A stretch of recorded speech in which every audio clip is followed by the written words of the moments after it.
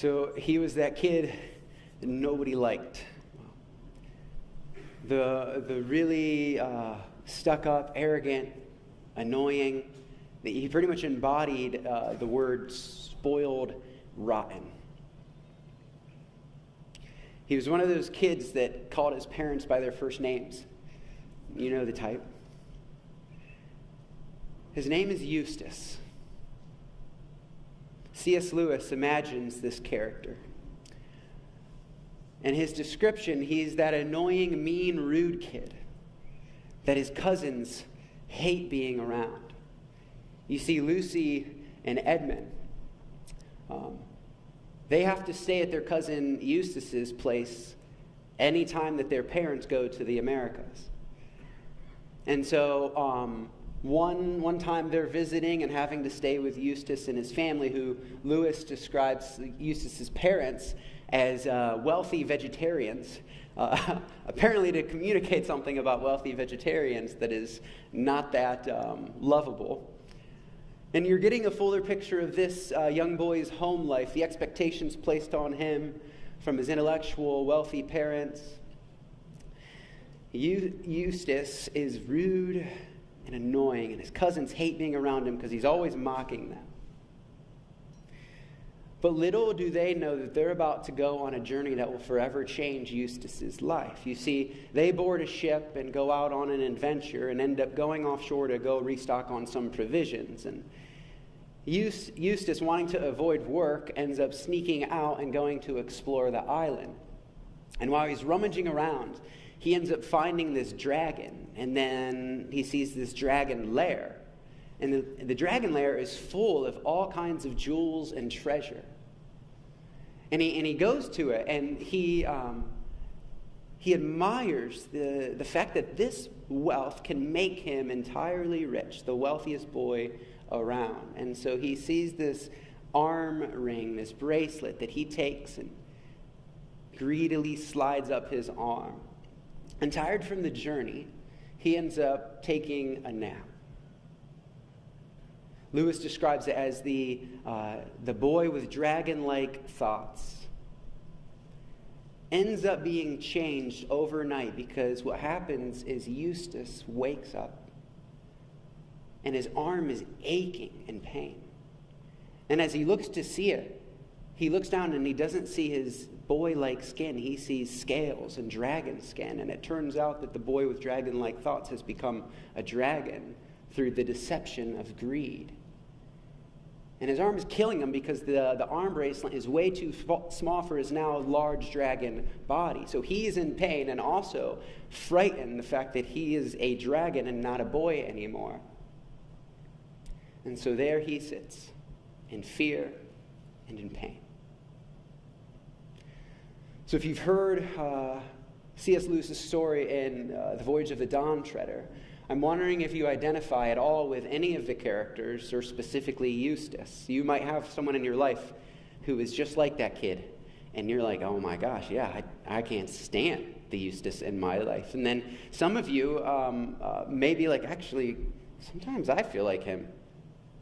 And not only do I feel like him, but I think I live in the same way, that place of fear and pain a lot. And because I don't believe Eustace is that way for just no reason, what is likely, as C.S. Lewis is portraying, is that his life and the way that he has grown up is there are deep insecurities in his heart. And he lives out of a place of, never measuring up to his wealthy, rich parents' expectations. And living from a place of insecurity will drive you to live a very different way. And so I don't know if you relate with Eustace at all, but we're going to dive into a theme throughout the Bible that we're going to unpack, this way of insecurity, this way of fear, and unpack a certain theme that will come to light as we go through the storyline. But we're going to do so in 4 movements. So if you're taking notes, movement 1, the garden. Movement 2, fig leaves. Movement 3, Jesus, love too good. And movement 4, confession. So here we go. Jumping into the movement of the garden, we'll cover this in 2 parts. The first will be very good, and the second will be the serpent. And so I'm not going to read in Genesis 1 and 2. I'm just going to tell you most of it. And so I want you to imagine with me the opening of the Bible, like we talked about last week. Genesis 1, the living, breathing God is speaking life onto the scene through this progressive session. Each day is referenced with, and it was evening and morning, and it was the next day. And you see this consistent cadence happening. And after all of each day is described, you end up hearing the phrasing, "It is good." And you hear it, and then you hear it again, and then you hear it again. And if you're in an oral culture, you have been paying attention to this word, but then all of a sudden, it no longer becomes good. It becomes very good. That wasn't just affirmation of you guys getting that answer, but you're reading with the story. You know this story. You've grown up with this story. But what is so very good? Why is it that the story is moving and climaxing at a certain part? What was going on during the very good?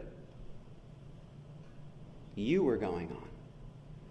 You see, the climax of the creation story of Genesis 1 is humanity being formed, us being formed.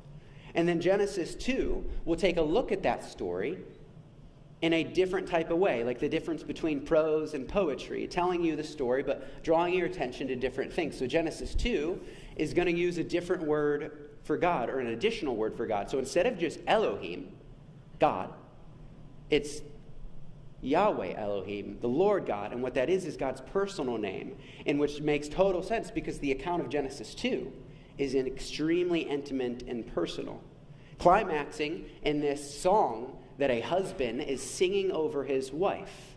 Do you remember the song? The poem, "This is at last, bone of my bone." You remember? This epic climax in the storyline, and then it will finish with a line you're all familiar with that may have been really confusing at points, which we're going to study a little bit more today. See it on the screen, Genesis 2:25. "And the man and his wife were both naked and were not ashamed." Now, you have to pay attention to this line because it's describing our original story, our origin story, and the way we were created as humans.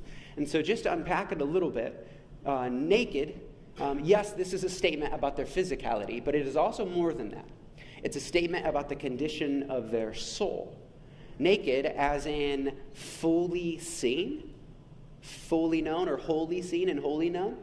And then unashamed as in they are receiving love from one another and from God. They're not receiving shame. They're unashamed. Does that make sense? So this is our origin story. And I want to do one more movement in this garden movement, or one more part, and that's the serpent. So we're going to read about a character, another inhabitant of the garden who comes on the scene. Go ahead and read with me on the screen. "Now the serpent was more crafty than any other beast of the field that the Lord God had made. And he said to the woman, 'Did God actually say you shall not eat any tree in the garden?'"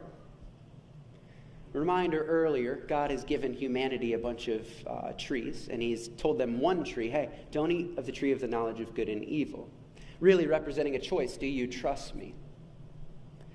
And then this character gets introduced. Notice a couple of things about him. First, serpent. That's talking. Now, the ancient Hebrew readers would not have heard this as a normal thing. This would have been a red flag. It's not like we hear talking snake and we're like, that's weird. Well, also, they hear talking snake and they're like, that's weird. Because what's going on is the Hebrew author is letting this word and this idea activate a bunch of things to go on in your mind.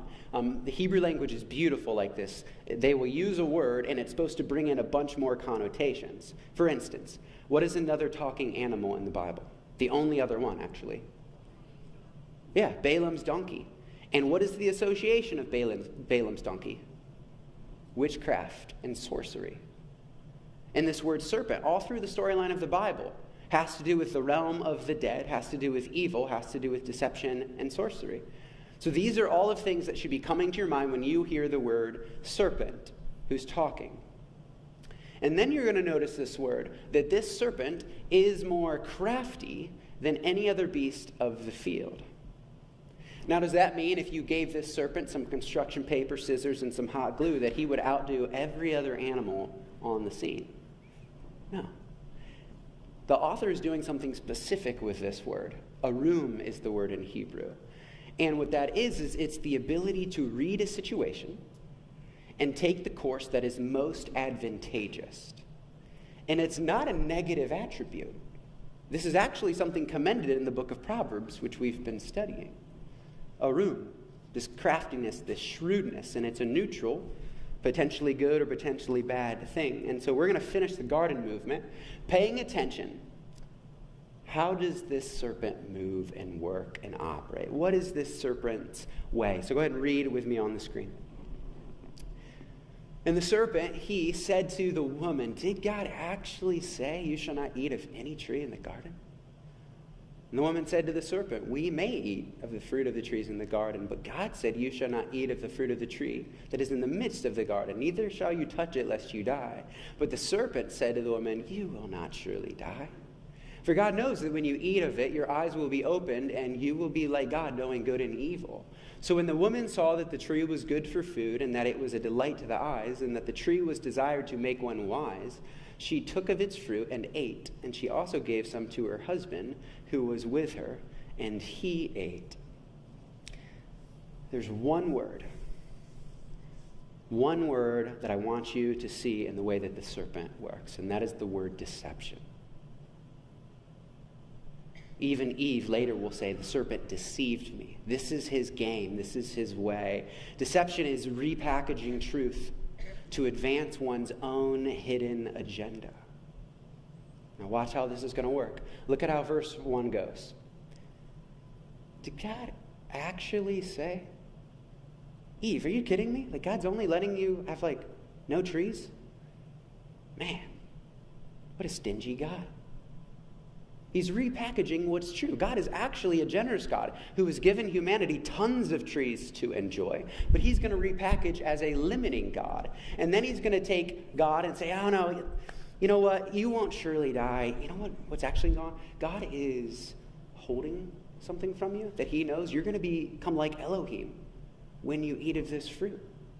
You see how he takes what is God and protecting, "You will surely die, don't eat it," and he shifts it, repackages it to be withholding God. And then lastly, some authors have pointed out how the serpent uses just the name Elohim for God instead of Yahweh Elohim. What is he doing?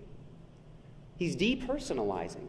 No longer is God the intimate, personal creator God to Adam and Eve. He's the distant God. Are you with me? Are you seeing how the serpent's deception works? The way of the serpent is the way of deception. He will repackage his own hidden agenda. That's his end game. And so what we're going to do in the storyline is see just how this works and the effect that it has on humanity. Read with me in Genesis 7 to 11 of chapter 3.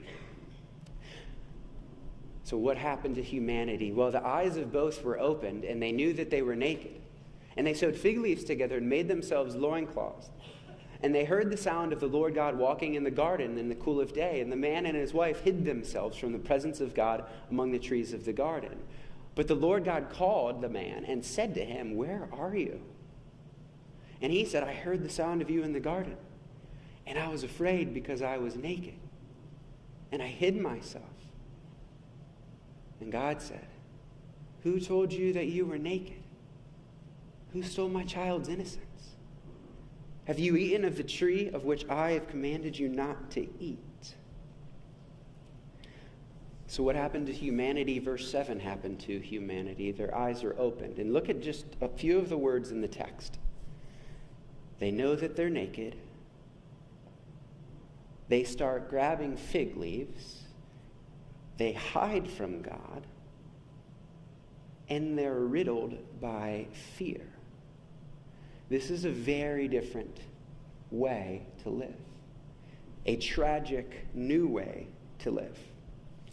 I think a good word that captures what's going on in their hearts is the word insecurity. Now let's pause. Have you ever lived from the place of insecurity, similar to the boy Eustace? Pay attention. Just think what's been going on in your life. Have you ever seen that in you? I'll share insecurity. It's me in grade school. I'm out on the parking lot on the blacktop, and I'm with my friends, and must have been feeling not that secure about myself, so I decide to use humor to boost myself up a couple notches at the expense of someone else. You see, what happened is there's this teacher walking out of the school heading towards a pond. And as she's walking, I yell out across the entire parking lot, "Hey, Miss So-and-so, are you expecting?" All attention shifts towards her. She goes face down, bursts out in tears, and runs back into the school. I caused that because in a moment of insecurity, I decided to use humor to cover something about me. It's me in my early 20s, early on in marriage. My wife Taylor and I were living in Cuyahoga Falls, and it's fall time.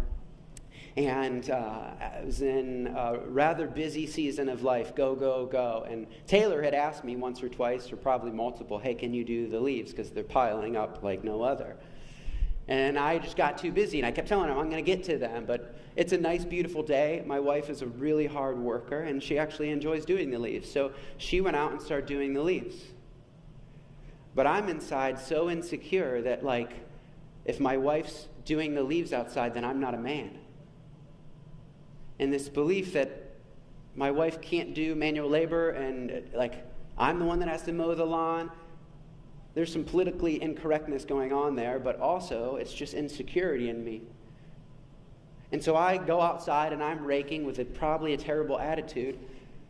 And in the heat of it, Taylor ends up making a comment like, "Hey, you just got too busy." I'm like, "I was going to do these. Why'd you have to do them?" She's like, "Well, no, you just didn't get to it. You're always too busy." I forget, we don't even remember the interaction. But I do remember this, as I burst out in anger.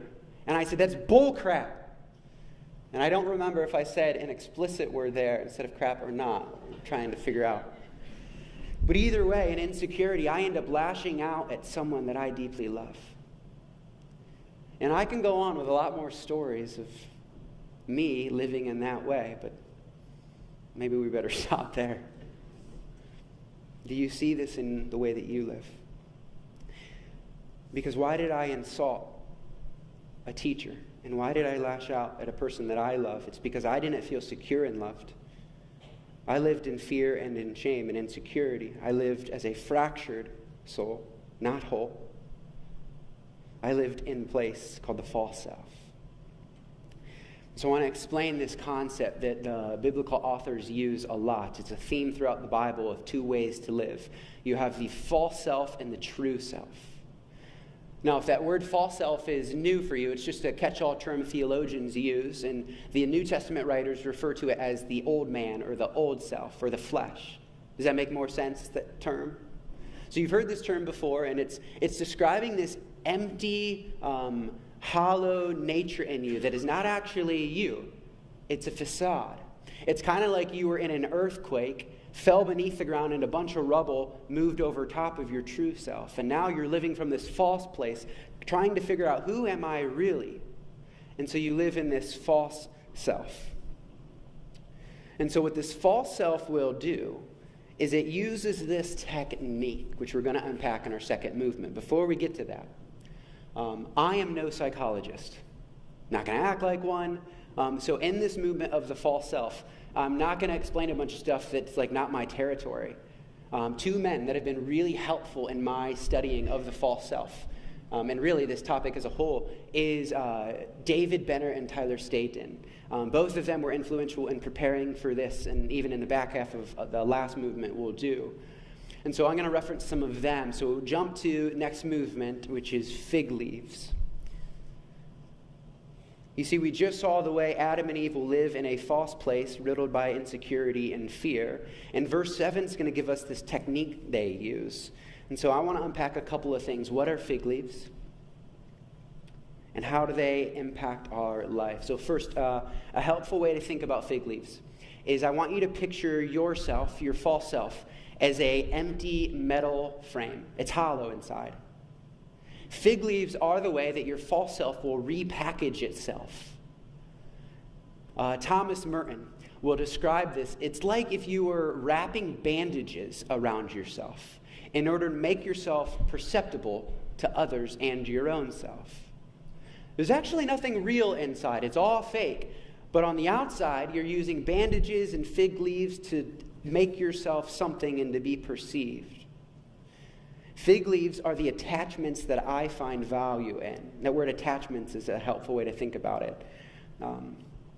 A man, last name Pennington, has said the false self finds value in three things: what I do, what I have, and what people think of me. So I want us to do real work of listening and engaging. So I want you to be thinking of, when you see those three categories, let's just start with number one.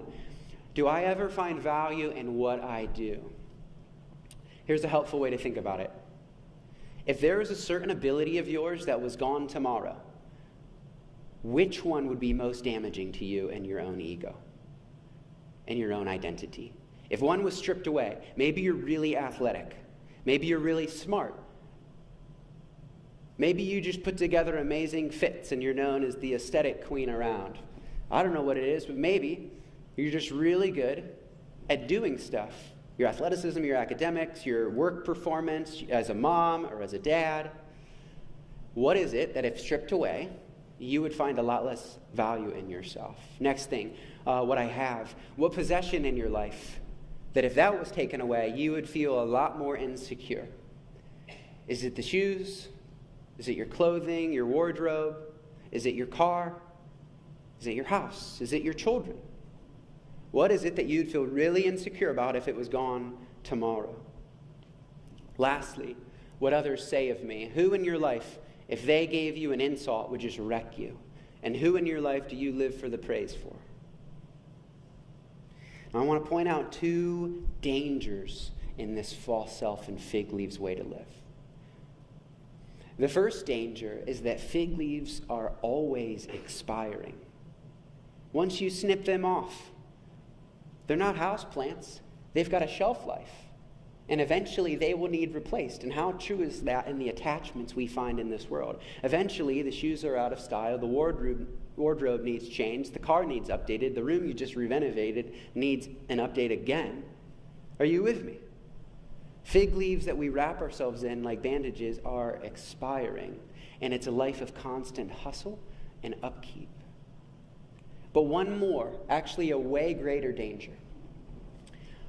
The problem with fig leaves is that they work. All those attachments you have, the car, the shoes, they work. And the greatest danger is that they allow what's really wrong with us to ride beneath the surface. You see, fig leaves, like bandages, they don't do anything to heal you. They don't do anything about the fear and the insecurity and the shame that we're actually all living with. And so we are found a way to repackage our shame and exist as if we're okay when really we're dying inside. At the end of the day, it's just deception. It's the way of the serpent in me, repackaging itself for my own hidden agendas.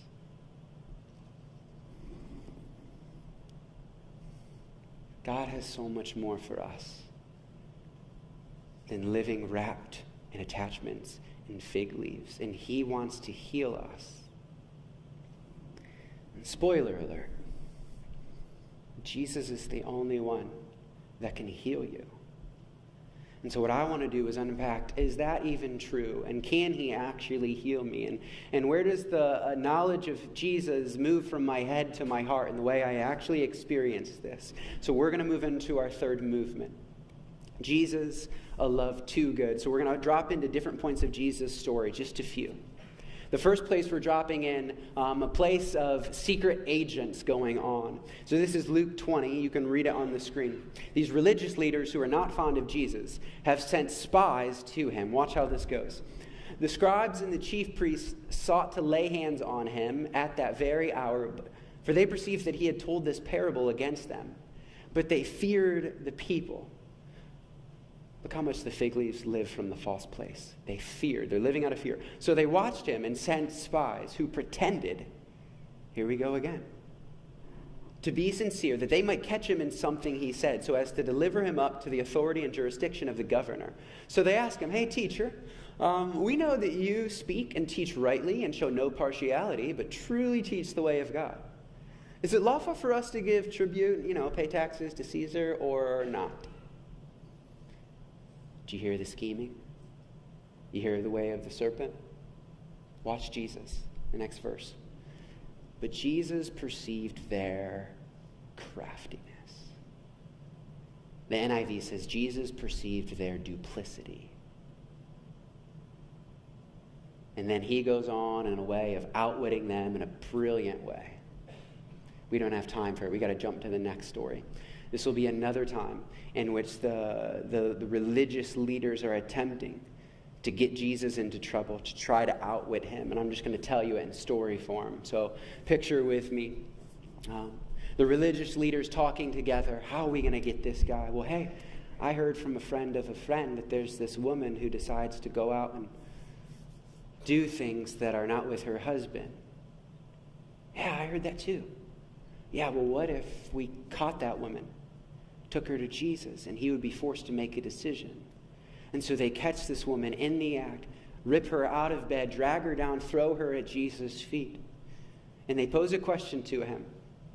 Jesus, the law of Moses says to stone her. What do you say? Just picture being there. So this woman is condemned and on her way to die. And at the word of Jesus, that could happen. But Jesus, so brilliant, says, hey, how about this? Why doesn't the person without sin, why don't they throw the first stone? Just silences all of the serpents, who he's referred to as a brood of vipers before. Silences them. They drop the stones one by one, walk away, and it's just Jesus alone with the woman. And I don't want you just hearing this story. I want you in this story. And so I want you to picture with me, you're standing there looking at a woman naked on the ground who's just been caught in an adulterous affair. She's right there in front of us. Can you imagine how embarrassing? If any one of us in this room was paraded around naked, that would be extremely, I don't know if I love this. But this woman, not just paraded around naked, but after having done something that she probably felt so much shame for being caught in. And she's on the ground, fully exposed in every way.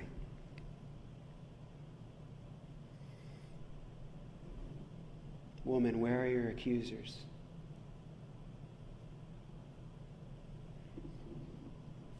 Neither do I condemn you.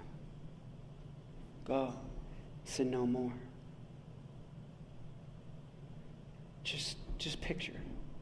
It's a woman, naked, full of shame. But yet in the presence of Jesus, there's no condemnation. No condemnation. What is going on in this scene? How is that even possible? And what you see here is Jesus. Jesus is expressing this radical love for this woman in the midst, the high peak, the climax of her sin. Not when she's cleaned up, right in the middle, the heaviness of everything. Everything is fully exposed. And that's right as she is. Not a future cleaned up version of her. Not a clean version of her. Not a repackaged version of her. Right here, the way this woman is right now in the scene. And I want you to imagine with me, what if Jesus would have seen this woman at another place in her life, like earlier on in the week? She would have been walking by fully clothed, probably pampered up nicely, maybe given a nice head nod. Jesus maybe would have politely nodded back and then kept moving, and that would have been their interaction, maybe.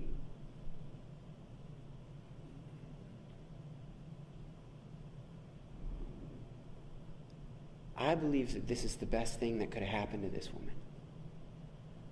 For her to meet Jesus like this, fully exposed. Why? Because that's where she discovers how real and how on the ground and personal Jesus' love is for her. It's not in her cleaned up version. It's in the depth of her sin that she realizes the depth of Jesus' love.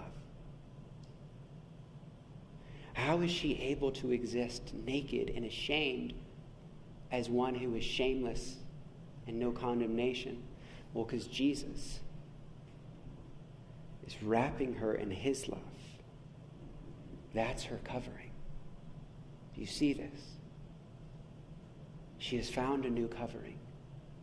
And it is the love of Jesus. That's her reality she's living in.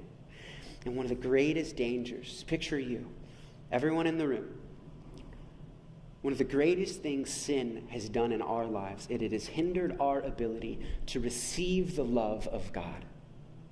Sin has wrecked our ability to actually receive his love. Henry Nouwen puts it this way, that the real sin is to deny God's love, his first love for me in the first place. And then we go through life not receiving God's love. So we look for every other thing in the world and all of the fig leaves, trying to find a love that was the only way we're going to experience that love. We're trying to search for it in the world, but really it's found in the house of the Father with his loving gaze. Fig leaf after fig leaf doesn't do anything about the real pain in me. Or Jacques Philippe says it this way: the greatest gift given to those who seek God's face by persevering in prayer may be that one day they will receive something of this divine look upon themselves. Can I just ask you, as a brother or sister, how good are you at receiving the love of the Father? How hard is it for you to feel it and live in it?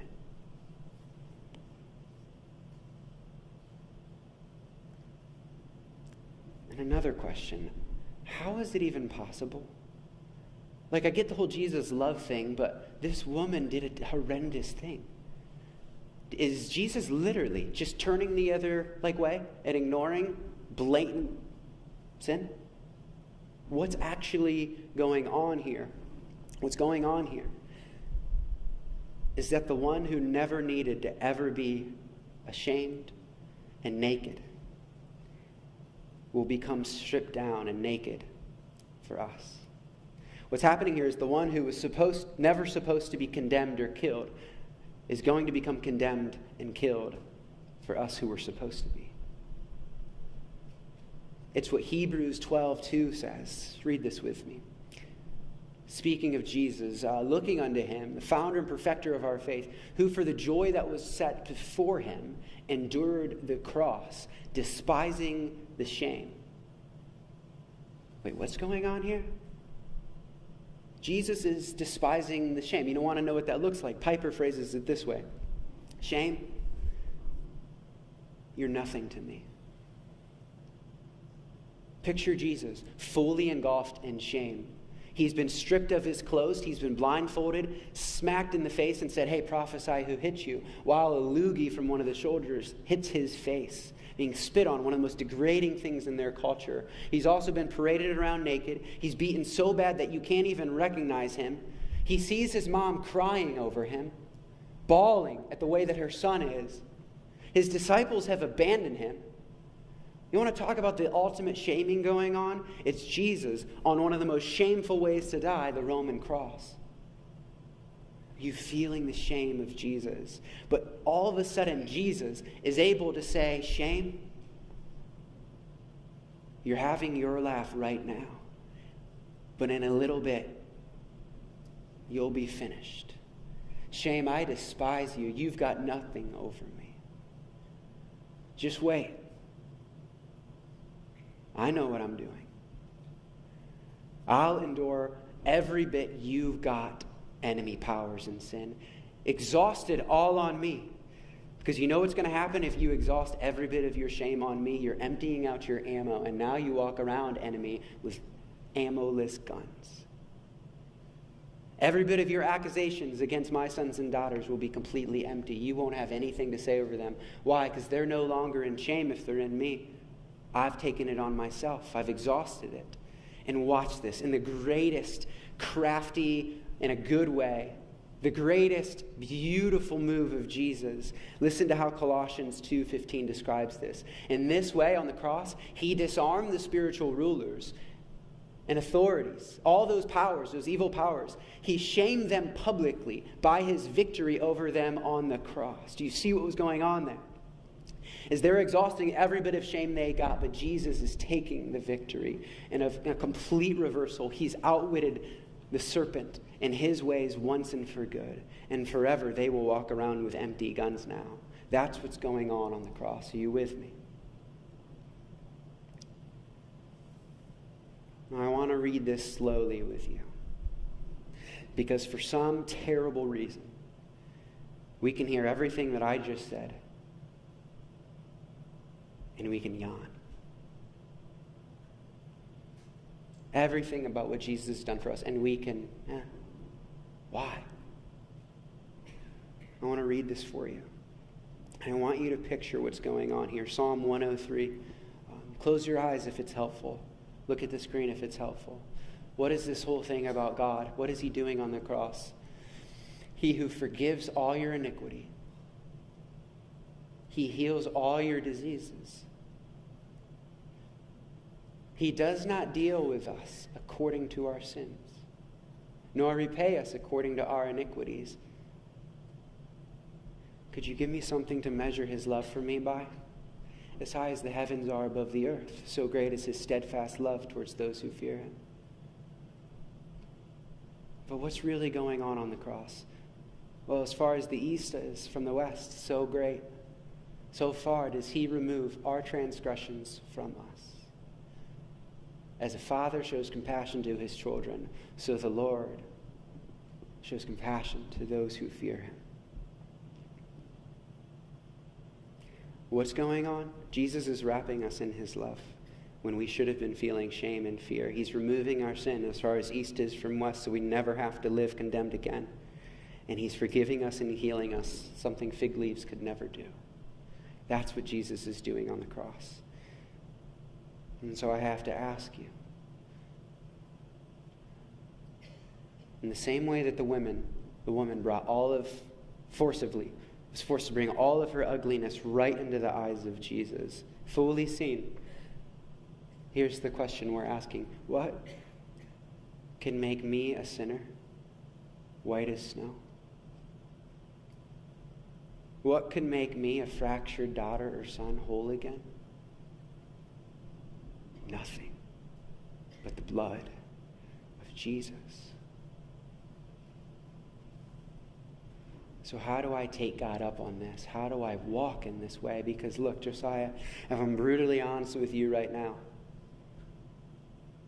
deep within me I still find myself yawning. And I'm just intellectually knowing and not heart level experiencing this. And that's because there's a difference between the knowledge of God and the presence of God. If it's the presence of God you want, pause. Do you actually want to live in the presence of God? Because if it's the presence of God you want, says Tyler Staton, confession of sin is part of the deal. A really good part of the deal. And that brings us to our last movement, confession. You see, confession is the way that I take my fig leaves and drop them. And I allow myself to be fully seen. David describes this in Psalm 32. Listen to the way he describes this. For when I kept silent, my bones wasted away, and through groaning all the day long. For day and night your hand was heavy upon me, my strength was dried up, like the heat of summer, Selah. But instead of living in that fractured, trapped way, I acknowledged my sin to you. I did not cover my iniquity. I said, I will confess my transgression to the Lord, and you will forgive the iniquity of my sin, Selah. So I want to finish. Instead of telling you about confession, I want to give you two pictures, two stories. And I want you to imagine with me that you're a young Jewish girl trapped in a house in Nazi Germany during the Holocaust. What emotions are going on in your mind? She's alone. She's scared. And every faint noise, she thinks it's another Nazi soldier trying to get in and take her so that she could be dragged to this place called a concentration camp that she's only heard about. And even the hearing about it brings horror into her heart. You could feel her emotions, every noise, strike of fear surging through her veins. Is it them? In the midst of wondering, she hears this knock. Instantly, she knows, I know who that is. It's the Nazi soldiers. They're coming in to take me, to drag me away, to kill me, to torture me for their own liking. She buries herself further into the fort that she's built out of old furniture and a table and a couch. She nestles deeper into the dark place she's hiding. She's living in fear. And imagine with me, though, that the reality was that her father had come, and he was the one who knocked at the door. And he was bringing news that he had taken care of all of the Nazi soldiers in the area and that the war is won and that it's over. And he's coming to bring the news of deliverance, and he's coming to wrap his arms around his daughter in fear and say, I love you, daughter. You don't need to live in fear and hiding anymore. Do you see where confession is at? Confession is the realization that I can open the door and that it is a gift to me and a way for me to live in the light and in the arms of the loving hands of Jesus. That's what confession is. And how come the church has phrased confession as this taboo thing?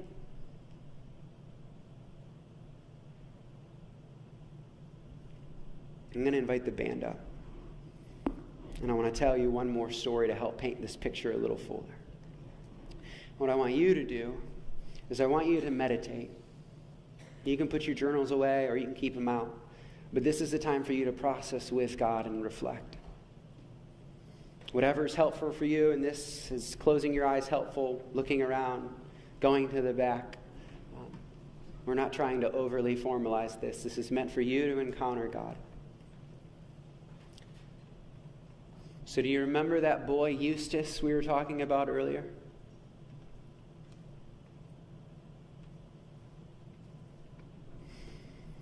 Well, while he's living in dragon-covered scales, living in fear, C.S. Lewis gives us a picture of how the Aslan lion, who is representative of Jesus, is going to move towards this dragon. And I'm going to read this for you, how this goes.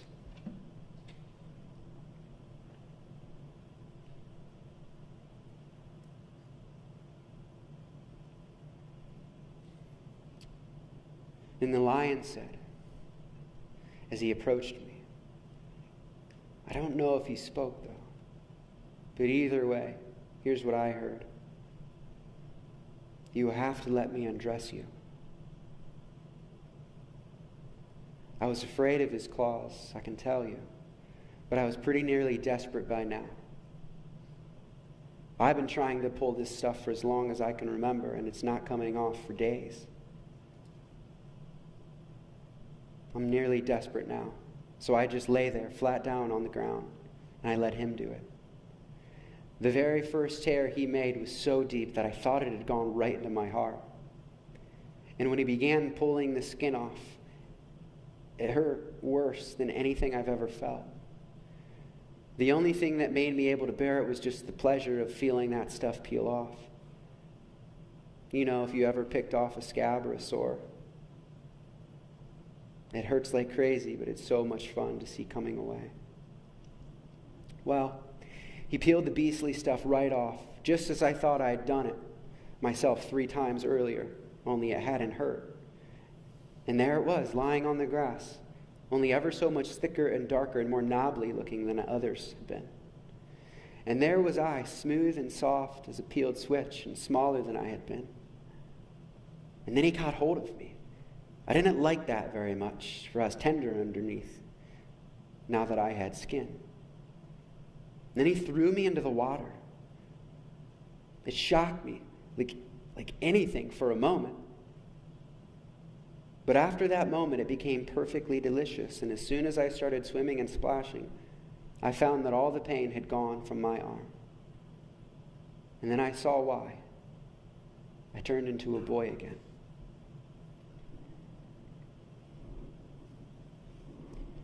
how long will we live fig leaf covered, dragon-scaled lives? I want you to be honest with yourself. How long has there been something in your life that you, for some reason, do not want to bring to the light? And you're living like a scale-covered dragon, but then the loving Father comes towards you. The gentle lion says, this is going to hurt for a moment, but I love you too much to see you covered in scales, and I have to address what's really wrong inside of you. I have to bathe you and wash you. But until you see that you need bathing, you won't let me wash you.